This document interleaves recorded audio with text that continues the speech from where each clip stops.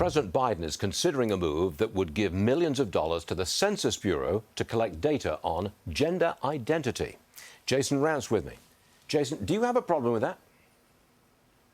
Yeah, it's on the one hand, it's none of your business as a government official. You're not going to ask me for any of that personal information. But number two, my real concern here is the reason why they're asking. They're looking to do this for propaganda purposes. They're going to have a bunch of people who will claim to have some sort of identity that they don't for political reasons. We're already seeing a lot of that happen, particularly amongst younger people who claim that they're non-binary because it's now the new hip thing to pretend to be. And then, of course, they will use that data to normalize the fact that one can change a gender just on a whim based on how they're feeling one particular day. And they'll use that to further go down this path of accepting this as a society, which everyone is pretty much on the same page. The vast majority of people do not think that you can just change your gender. And when it happens to be amongst young people, the pushback is even more significant. I just think they're going to misuse this data. This would be for the census. The next census is what, 2030? Taken every 10 years, I think. 2030, the next one?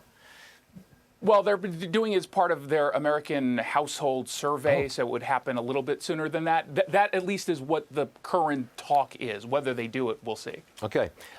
Leaders in Marysville, Washington, I believe that's just right outside Seattle, considering mandatory minimum sentences for criminals. The ACLU, American Civil Liberties Union, fighting back, calling this move draconian. Is there something draconian about putting someone in jail who's broken the law?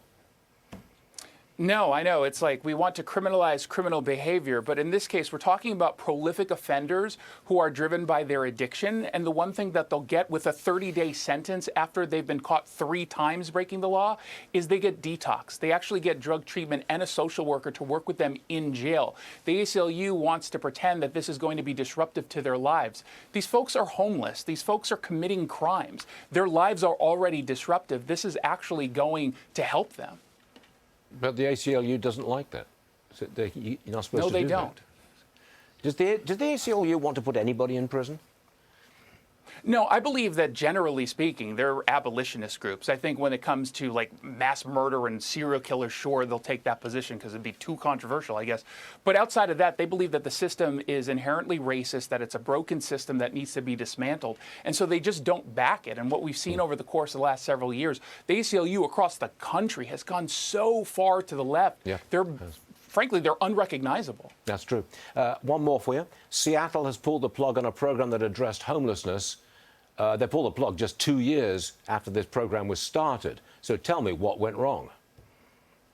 Well, it didn't work because they don't actually believe in sweeps. They don't believe in removing people from encampments unless there is a studio apartment or a hotel room for them to go to. This is part of a housing first model that has been a total failure, not just in Seattle, but across the country. I've got a book coming out next week called What's Killing America, specifically going over policies like this that people don't recognize is behind the failures happening in these big cities and oftentimes spreading outside. And if we don't know that housing first exists and it's the leading reason behind the homelessness crisis, we'll never actually get anything done.